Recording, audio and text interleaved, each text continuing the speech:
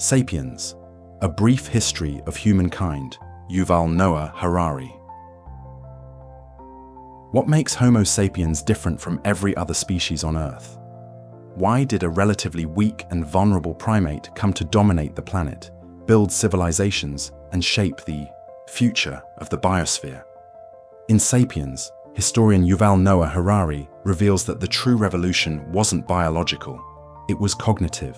Around 70,000 years ago, humans acquired a new mental power, the ability to create and believe in shared fictions, and that changed everything.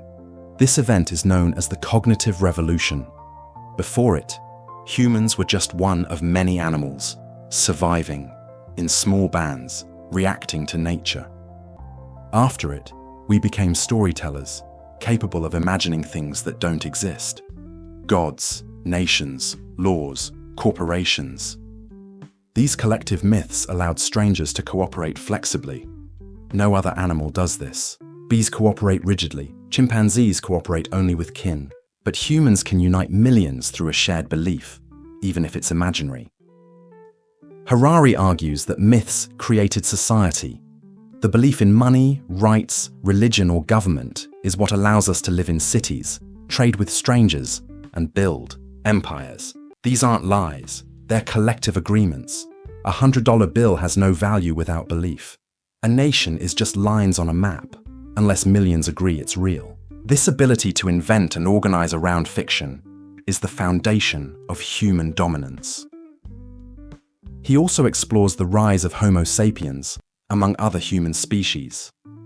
For thousands of years, there were multiple human types: Neanderthals in Europe, Denisovans in Asia, and Homo erectus elsewhere. But sapiens outcompeted them all, not through strength, but through cooperation and communication. The most lethal weapon wasn't a spear, it was the gossip, the tribe, the shared plan. Harari emphasizes that human superiority isn't individual, it's collective. Another major leap came with the agricultural revolution about 12,000 years ago. This shift, from foraging to farming, transformed everything. Humans went from moving with nature to controlling it, from gathering to planting, from flexible bands to permanent settlements. On the surface, this looks like progress. But Harari challenges that idea. He calls agriculture history's biggest fraud. Why? Because while it increased food supply, it didn't increase happiness. Farmers worked harder, faced more disease, ate worse diets, and became dependent on a few crops. Civilization grew, but at the cost of individual well-being. Wheat domesticated humans, not the other way around. The agricultural revolution made elites richer and societies bigger, but lives harder for most. Optimized Insights, Part 1. What made sapiens dominant wasn't muscle. It was myth-shared fictions enable flexible, large-scale cooperation money. Nations and laws are imagined, but powerful gossip, not weapons, won the war of survival. Belief systems created civilization.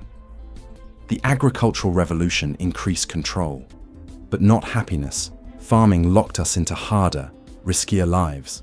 Sapiens unified through stories, not instincts. We build the world by believing in it. Domination began in the mind, not in the field. In Part 2, we'll explore how religion, trade, and empires shaped human history, and how imagined orders still rule our modern lives. If this content is shifting your perspective, subscribe to the Optimized channel and support this journey with a like. Here, we decode the myths behind the world you live in. Yuval Noah Harari continues by exploring how religion, commerce, and empire shaped the post-agricultural world.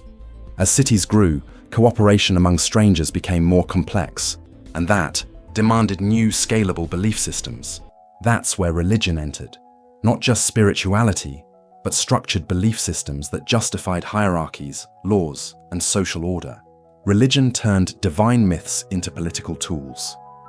The gods no longer lived in trees or rivers, they now ruled empires. Harari explains that empires and religions spread hand in hand. From Christianity in Rome to Islam in the Arab caliphates, belief systems became tools of expansion, but they also united diverse groups under common values. Empires weren't just military forces, they were cultural melting pots. They spread language, law, infrastructure, and often belief. Harari doesn't glorify empire, but he highlights its dual legacy, violence and integration. At the same time, commerce created new connections. As trade expanded, humans invented new systems of trust. One key tool was money, a universal fiction that everyone accepts. Unlike religion, money doesn't require shared values, just shared belief. Two strangers from different cultures can trade using silver or bills, even if they worship different gods. Money became the most universal language of cooperation. Then came another revolution, the birth of capitalism. Harari explains that modern capitalism wasn't just about markets, it was about faith in future growth. Before capitalism, economies were stagnant. Merchants made profits, but growth wasn't expected. Capitalism changed that. It made credit respectable. It assumed tomorrow would be richer than today. That faith created banks, loans, companies, and innovation, but also inequality and ecological risk. A central idea in Sapiens is that human systems are imagined, but real in consequence. Borders, brands, constitutions, they exist because we act as if they do. The power of these myths is that they become self-fulfilling. We fight, vote, build, and die for symbols. The mind, not muscle, continues to rule history. Harari also explores social hierarchies. Caste, race, class. Many are human inventions, not biological facts. He shows how imagined orders justify inequality. You're poor because God wills it. You're inferior because of blood. These stories solidify privilege and power, and they're hard to dismantle because people believe them deeply, even victims. Optimized insights. Part 2 religions scaled belief to govern millions empires, united diversity through both conquest and culture. Money became a universal fiction of trust capitalism, is faith in future profits. Not just trade-shared myths make cooperation possible among strangers. Borders and brands are imagined. But powerful history is built on symbols, not just facts. Growth is a story we believe. And act upon, inequality often hides behind sacred myths. Society is structured by stories, not biology in Part 3. We'll look at how the scientific revolution reshaped human power, how capitalism joined forces with science, and why progress became our new religion. If this content is expanding your mental map, subscribe to the Optimized channel and hit that like. You're not just learning history, you're learning how your world was invented. In Part 3 of Sapiens, Yuval Noah Harari explores the next major shift in human history, the scientific revolution. Starting around 500 years ago, humans began admitting ignorance, and that changed everything. Ancient cultures claimed to know all they needed. Modern science began by saying, "We don't know, but we can find out." This humility created a hunger for discovery that transformed medicine, physics, biology, and economics. Harari emphasizes that science is powered by ignorance. Unlike religion or tradition, science thrives on questions, not certainty. That's why it keeps evolving. It doesn't offer eternal truths, but provisional ones. And this mindset allowed humanity to cure diseases, build machines, map DNA, and explore space. The power of science lies in its method, not its dogma, but Harari also explains that science didn't advance alone. It partnered with capitalism and empire. Explorers needed funding, scientists needed ships, colonies became labs, banks financed voyages in search of profit and knowledge. The conquest of the Americas, the spice trade, and the global slave economy were all driven by both curiosity and capital.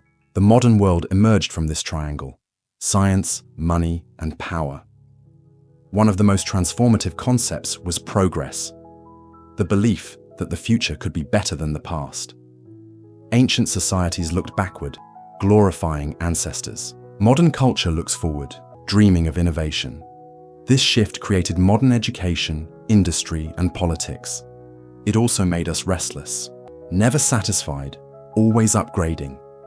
Harari dives into the Industrial Revolution, where machines began replacing muscles. Steam, electricity, and fossil fuels amplified human power. Cities grew, work changed, factories replaced farms. Time became standardized, productivity exploded, but so did pollution, alienation, and consumerism. Humans became more efficient, but not necessarily happier. This led to the rise of consumer culture. People stopped buying out of necessity and started buying to express identity. Ads replaced rituals. Brands replaced tribes. Shopping became a form of belonging.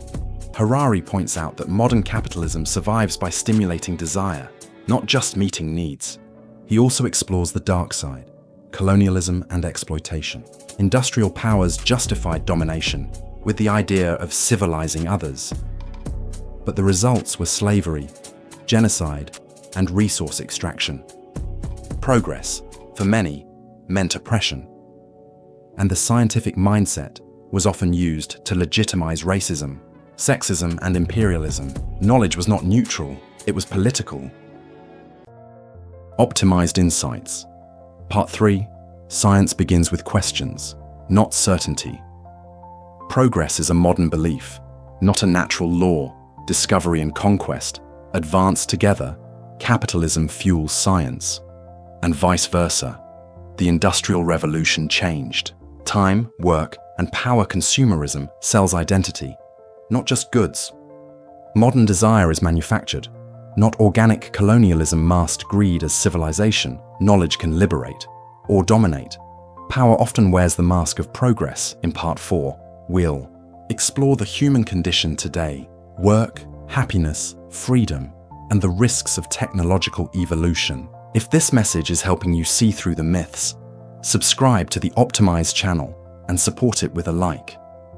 Here, we connect history with the power to choose better futures. In Part 4 of Sapiens, Yuval Noah Harari brings the story into the modern age and asks, are we happier now? We have more power, more knowledge, more control. But has that made us more fulfilled? Harari's answer is complex.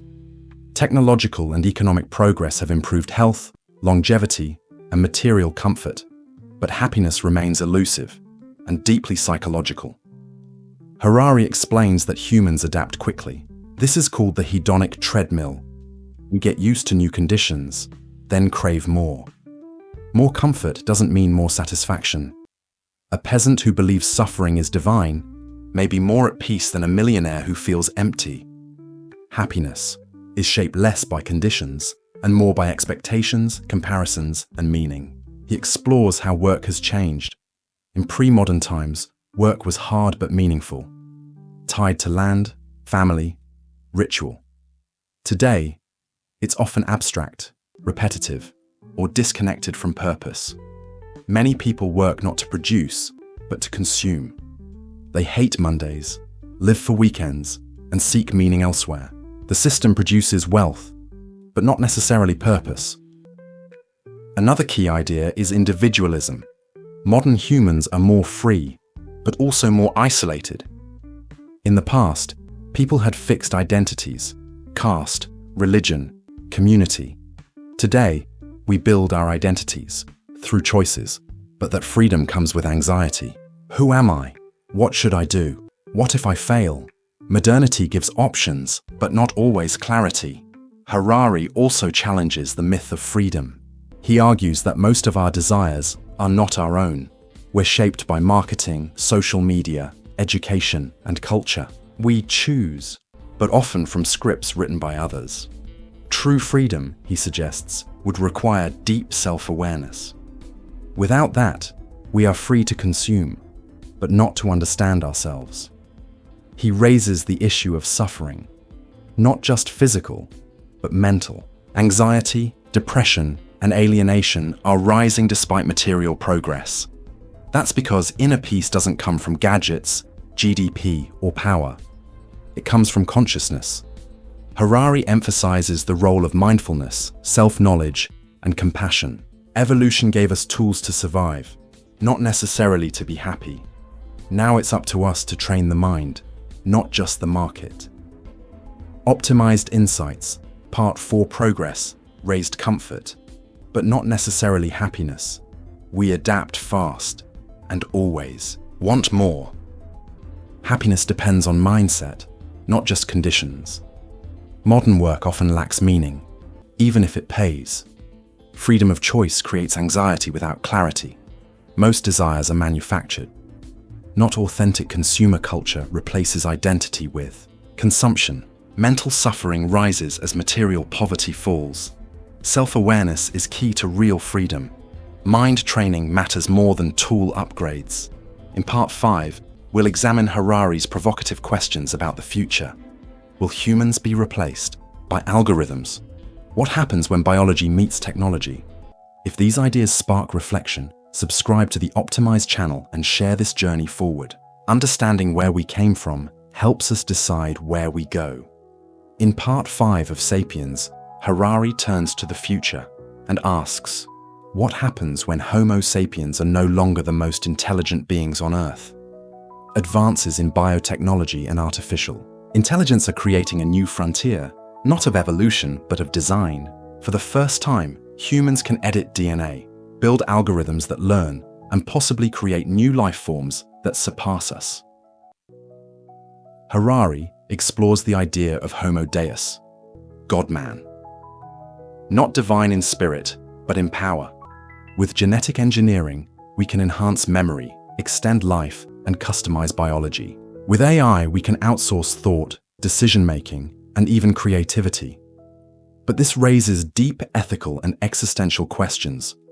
Who controls this power? What happens to equality when some can afford upgrades and others can't? He warns of algorithmic domination. Today, companies track your data, predict your behavior, and influence your choices. Soon, algorithms may know you better than you know yourself.